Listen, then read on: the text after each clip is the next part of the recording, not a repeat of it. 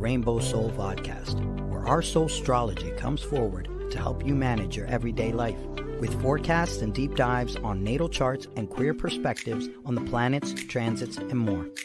A group discussion about upcoming transits with tips on how to read these transits in your own chart. Hollis offers years of wisdom and natal chart knowledge with Bright Hawk's positive perspective and Lacrosse's inquiry. We offer the complete queer astrology experience. Welcome to Rainbow Soul. Please help us by subscribing, sharing, and commenting and reviewing. You can also learn where else Rainbow Soul is offered on our website at rainbowsoul.show. Welcome. Hi, everyone. Rainbow Soul Soulstrology forecast. We're running a little late, but we got it done, eh? So I'm Hollis Taylor. I'm one of the astrologers here at Rainbow Soul. You can book readings with me privately at any time, natal chart or death chart reading for someone that's already passed in your life. Maybe you'd like to learn more about their passing or something like that. It's a very unique reading, as well as all kinds of other things like synastry and such. And you can book a reading with me, and the link to that is in the description. Hi there, I'm Bright Hawk. You can always learn more about me at brighthawkproductions.com. I'm an author, an artist, astrologer, musician, storyteller. Yeah, some of that. And we send our regards and happy birthday to our friend Lacrosse, who can't join us tonight because we're not at the regular scheduled time. So life goes on. It's called the eclipse. I think we've all had a really crazy eclipse. When I checked in with him, he was like, "No, I can't record right now. Oh my God." And I was pretty much like, "Oh my God, I can't record right now." And then I was like, "It's the eclipse." He's like, "Yeah." So, and we haven't gotten together since then, but we'll get back together again. It's mostly just sometimes life happens. So here we are, wanting to be here for you in the here and now to help you with a little bit of an astrology forecast for this week, because things are getting better, right, since the eclipse. So let's just tune in a little bit. Let's put our feet on the ground and let's take a few deep breaths.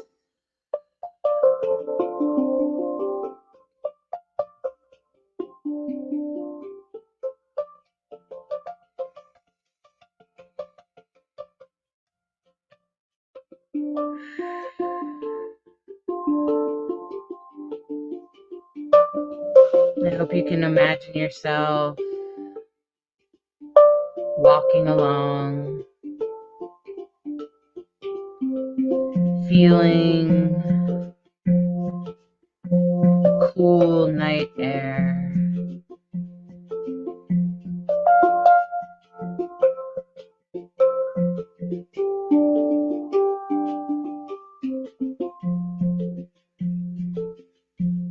And way up in the sky are the beautiful stars that seem to go on forever.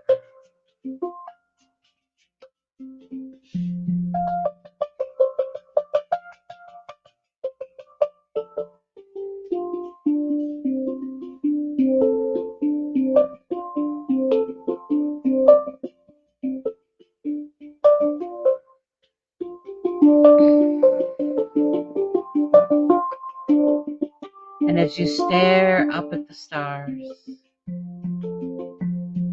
the constellations are shining bright.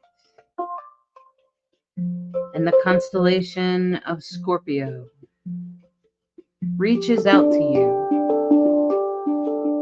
almost as if to speak to you in a mysterious way. And as Scorpio stands out from the sky and gets closer to your vision,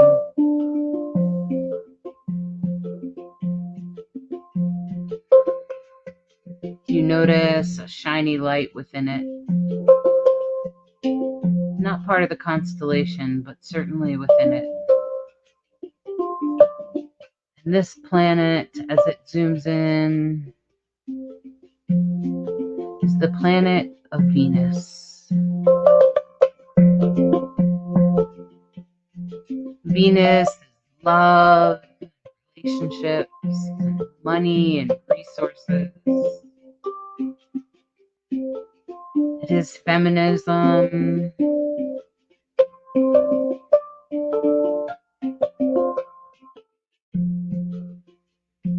strength and that feminine strength, feminine power. It speaks to our ability to love. It speaks to our love language.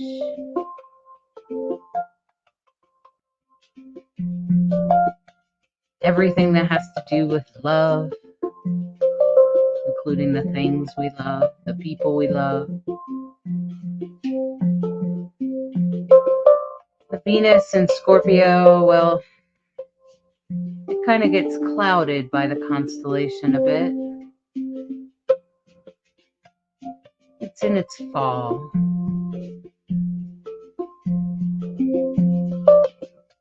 A little bit of a challenge. Love might feel mysterious here. Might feel sharp. Harder to reach or hold on to. Maybe you're holding on too tight. You won't let go.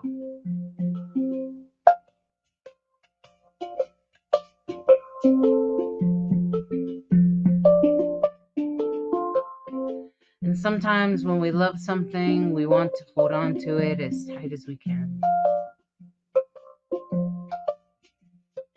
Whether that is things or money or people or animals.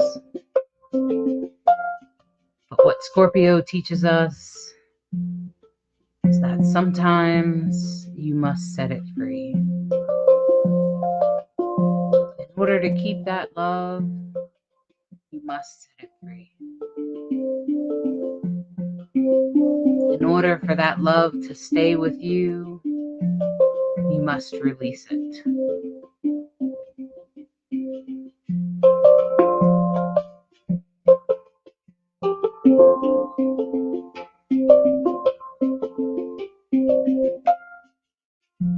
A deeper love is found when we release what we love.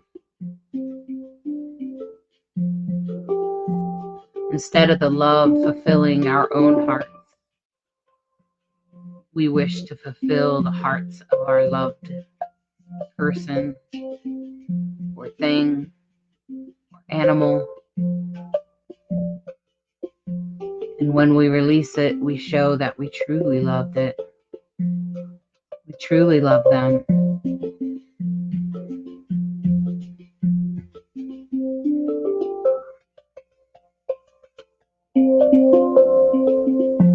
Because you are allowing their hearts to be filled. And sometimes when you love something, you just have to let it go. And eventually it may even find its way back to you. If it belongs there, it will come back.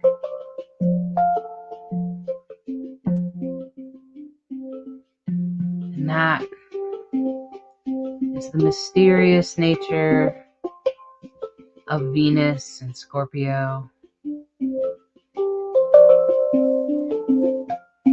Feeling into that deep mystery, that deep love, goes much, much deeper than just how beautiful it is, or what it does for you, or how it makes your day, or how it makes you smile.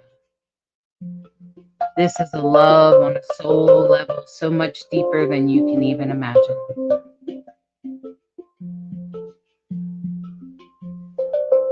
Maybe going back many lives in the past. Now as Venus pulls back into the sky and Scorpio pulls back up to the sky, pulling away from you, leaving you with a mysterious feeling of love. Deep, profound love.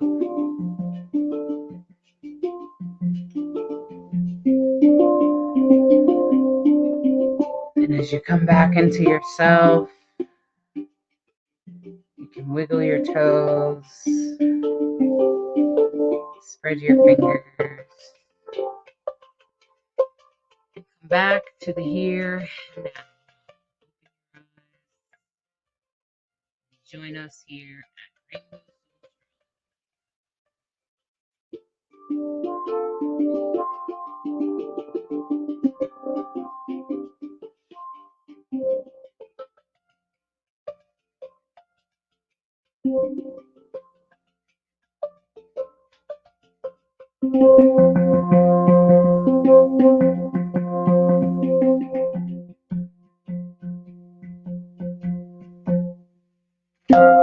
Woo! Well done, Bright Hawk. I love it. I'm glad that we can do these little meditations before we get started, because it can really help me get my brain on after I look at the charts and say, okay, well, what really stands out to me, and what haven't I, really done a meditation on at this time. So, just a moment here. Yes, this is the Soulstrology forecast for 23rd to the 29th. And okay, Jupiter's in Gemini. Right? Yeah. Okay, Jupiter's in Gemini. Anyway, doing things twice. We're having to do this twice, so please excuse us. And the good news is that most of this week things will come together fairly easily. If there are challenges, you'll be able to get through them pretty quickly. Now with Venus in Scorpio is it's very much what I described in the meditation. And so just be aware that if you were born with Venus in Scorpio, you'll probably feel this more. If you have a lot of placements in Scorpio, you might have some things about love coming up. It could very much be mysterious. It could very much be challenging. And it could also be very deep. There might be some real depth that you find there that kind of goes beyond the typical thing that we think of as love. So just keep that in mind as Venus. I feel like Venus is deep in two places, and that's Scorpio and Pisces. So I just feel like it's super deep in both of those places. So we have a grand trine that's in Earth. We, of course, are in the eclipse season. So, of course, the South Node, and the South Node is with the Sun and Mercury. And Mercury will be joining the Libra energy that the Sun and South Node are in later in the week. And then, of course, the North Node is in Aries. And it's close to Neptune, but not quite what we would call conjunct. But the main thing is that Sun, Mercury, and South Node opposite Neptune is in a T-square to Jupiter and the Moon. So it's like a conversation that's happening.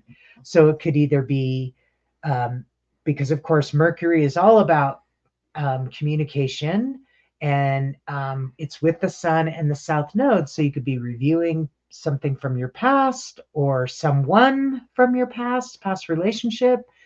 Of course, it's opposite Neptune. So Neptune is in retrograde in Pisces, and that could be a review, right? A review about what once was a dream, what once was an idea. And Jupiter and the Moon your feelings might be different about it. Your feelings might be big about it. And then in addition to that, the Moon is squaring Saturn. And Saturn, of course, is always, especially in a square, is always going to be asking, what are you doing about it? What are you going to do about it? And wants you to get down to whatever task is needed and at hand. Yeah. But go ahead. I was going to say, we have those trines coming together, though, and those trines really pointing at Neptune, which I really feel like it might actually, with some of those squares and stuff going on, and the opposition with Libra and Virgo, and the Aries and Venus oppositions, because the North Node is down there in Aries. And sorry, not Venus, Neptune is in Pisces, and then across is the Sun in Libra and Mercury in Virgo. And it just makes me think right away about that I've noticed that there are more discussions, especially in regards to the politics. And I feel like because of those discussions, people's beliefs might be changing. Quite possible, especially with Neptune retrograde. Yeah, because now Neptune's retrograde, and it's like, you want to check that belief system? Are you sure that's true? And remember that minor trine between Uranus, Pluto, and Neptune has been going on for weeks. Right. Mm-hmm. This whole election period has got that minor trine going on. Right. So I really feel like, have those conversations. If there's someone in your life that you're like, I just can't believe we're on opposite sides of the, of the political field, take time, see if you can find a moment this would be the week. This would be it. In between the eclipses to have that conversation with them. And maybe we watched I watched like a town hall type of thing on CBS just last night. And PBS. What was it? It was PBS, right? Sorry, it was PBS. And which I really appreciate PBS's sort of neutral approach to things. You get both sides of the story. And they featured people from both sides sharing information. Now, while I still heard things that I was like, where did you get that idea? I also heard things and I wondered about those people afterwards. Like if they started to question their beliefs, if they started to say, I thought that was true, but maybe it's not, and maybe it's not what I thought it was, like the guy who said he didn't want his kids to go to drag queen story time, and then the other person was like, well, I want my kid to go to drag queen story time because they need to see representation. And I totally agree that if you don't want to see it, then don't go to it. And we should have the freedom to have drag queens for story time as much as he should have the freedom to not take his kids there. So, so I just thought that sort of orientation and that everything that was drag is not sexual and things like that whole conversation, like maybe that guy opened his eyes a little bit. Maybe I'm a super optimist, I don't know, but it just seemed, at least we're having the damn conversation and we're not just turning our backs on each other with our arms crossed and no one's talking, because we're not getting anywhere with that standstill. And now at least people are talking. And that's what we're seeing here with Mercury and Virgo, which is at its height, with the sun in Libra, which is relationships, the South Node, which is where we've come from, what we've come through, especially with the pandemic and all the things we've come through with fake news and separation. And then the North Node in Aries, which is going forward, getting proper leadership, getting real leaders that actually lead instead of stirring the pot. And then, of course, Neptune in Pisces, which makes me think about fake news every time I look at it. Because I'm like, your bubble's getting busted. So if you're having a belief system that you might want to change or revisit, there it is. So if you're noticing that and having a conversation with your family, that's actually probably pretty good. So there's a T-square on Tuesday with the moon, Bright Hawk, as the moon approaches Mars there in Cancer. Yeah. Again, we still have that opposition, Sun, Mercury, South Node, opposite Neptune, North Node, and now it's squaring Mars and the moon. And in a T-square to Jupiter, the moon is leaving Jupiter and going towards Mars. So that T-square moves a little bit. And degree-wise, at 1 degree, the moon is currently at the top of that T-square. Right. So the moon is, and of course, the moon just got home in Cancer. You get home, you take care of yourself, you relax, you eat what you want, you look in on the family, make sure everybody's good. So Cancer, this is going to enter its last quarter of the phase of the moon. And again, that relationship conversation, because now the moon is trining Venus. So it could be a really good conversation. Yeah, it could really help You could really come to understand. Maybe some of your belief systems will change. Maybe some old trauma will let go with Jupiter and a sextile to Chiron.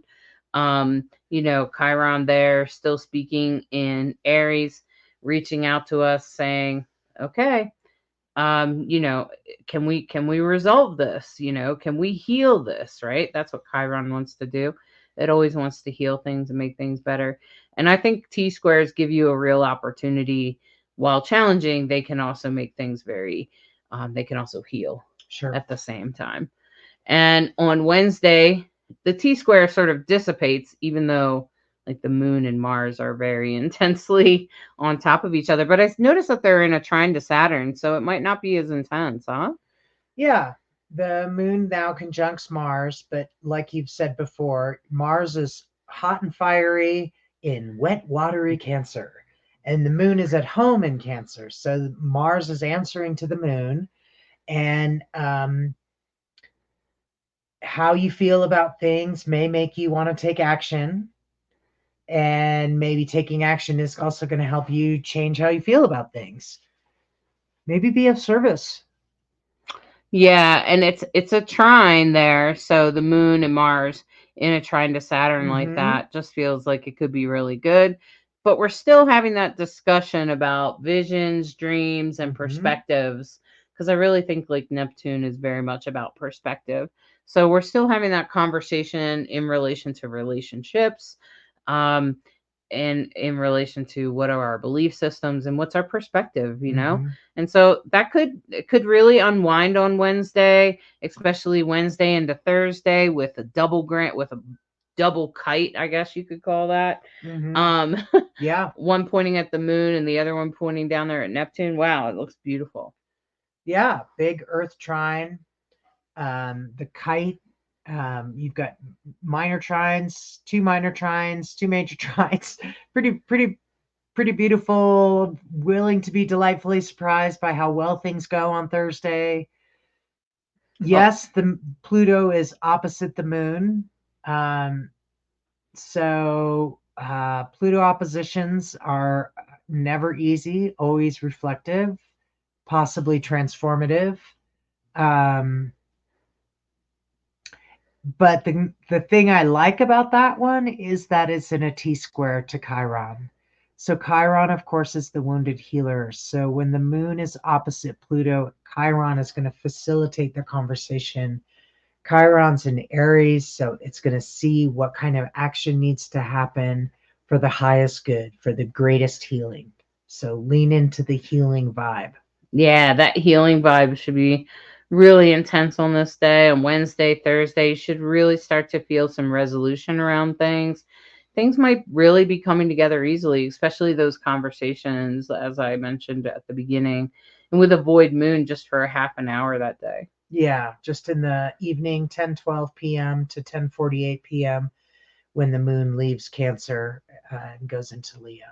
Okay.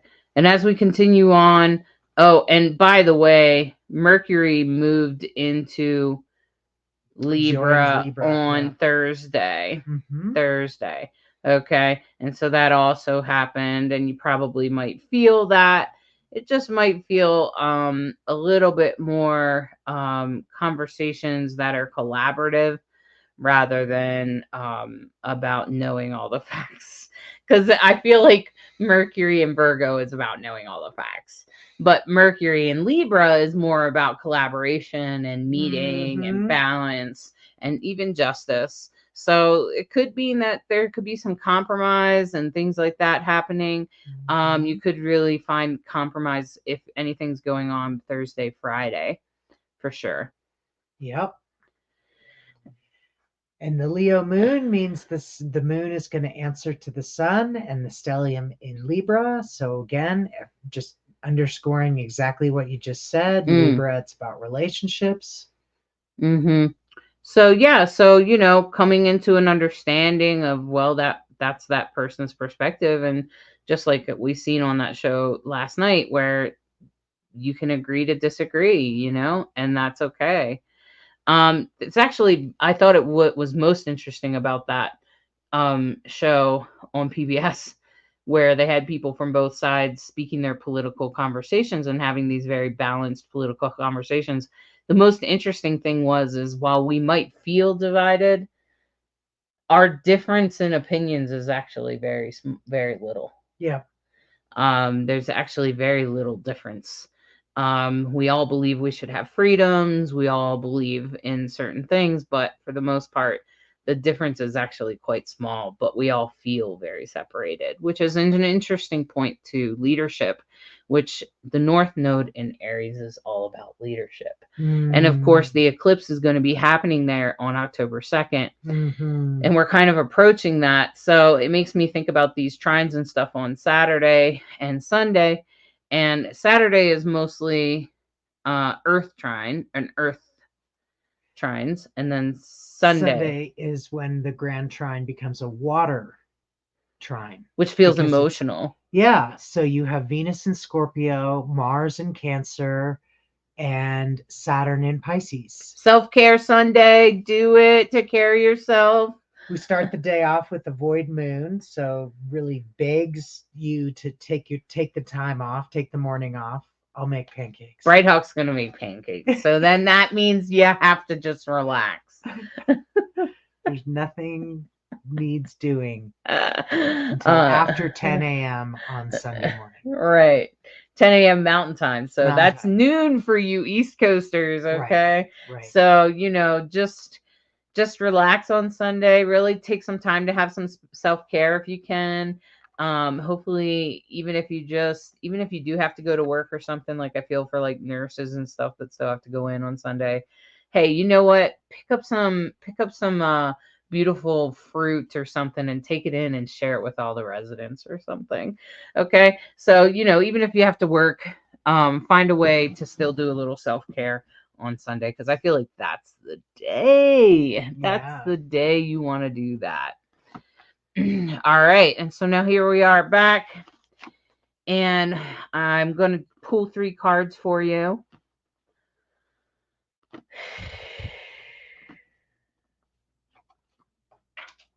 Something fell out. Now, some people believe that if something falls out, that you have to know what the card is. Now, I'm not really a big believer in that, but I'll show you, because people will be like, well, it's a card that fell.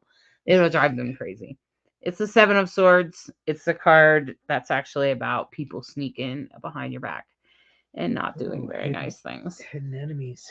Hidden enemies, yes. But I'm going to put that back in there. No one wants to think about that anyway. If it comes back up in this reading, I'm going to laugh.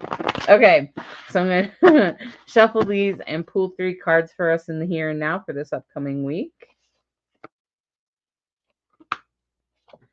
All right, great. Not that one. Okay, so the first card here, this is the Knight of Cups, which actually is a great reminder. This is a very Piscean card to me. It's very much about the sensitivities, our personal sensitivities, how we can, this is like your Sunday morning download, okay? This is about, because it's also about the messages you get from spirit, that time when you take that moment to have a cup of coffee or to have a cup of tea and relax and listen, just kind of be quiet and listen, stare out a window, whatever's going on for you. It's actually a really good practice to just stare off into nature. Did you know that? So hopefully you have nature to look at outside your window. And that's pretty much what this is. This is a reminder of a message from spirit that you've had during a relaxing time or a time that you were caretaking yourself. And then this is about collaboration. This is in the here and now. This is the 6 of Pentacles. This is 3 people coming together. Of course, this is a picture of drag queens, but they are showing off their resources and their jewels, meaning that they are in their power, they're in their strength, they're sharing their resources, it's also kind of about performance and being there. So listen to this. This is about those that you collaborate with or work with or live with, and how you're all standing in your power. And moving forward, don't be afraid to stand alone. Don't be afraid to have your own sort of, emotional experience in this eclipse, especially as the week, goes on and we get that trine in water. This is about, emotional healing. And this is very much about the moon and how the moon affects us, and taking a look at the eclipse. And this is about healing and transforming through this time of the eclipse. And I would apply this directly to any connection you have to nature or the moon, or any kind of intuitive work or psychic work or anything like that. By the way, this week should be really good for psychics most of the week. And I'm just going to say that, so this week, think about the messages you've gotten from spirit and how you've brought them forth, and how taking care of yourself can help you get there. And then on this one, this is about your collaboration and your promises and the people that you collaborate with. And you want to keep that going, even as you heal yourself and stay connected to the moon and to the cycles of life. Stay connected to your cycles of life. It's super important. All right. Wow, great reading. Thanks. That's valuable. That's helpful. Good. Hopefully this is helpful for you. We really appreciate you checking in and listening to Rainbow Soulstrology. I hope you are inspired to share it with your friends. Thanks for liking. Thanks for sharing.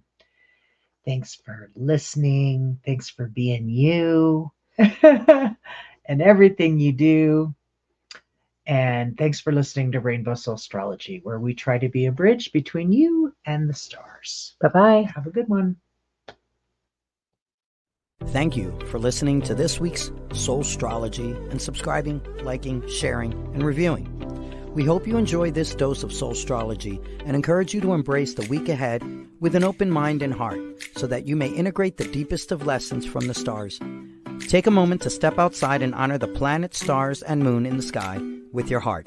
Integrate the messages that resonate and leave the rest for someone else. We deeply appreciate each and every one of you. Always remember that you are a perfectly unique human with an exclusive star map of your destiny, your soul purpose, and your heart's desire.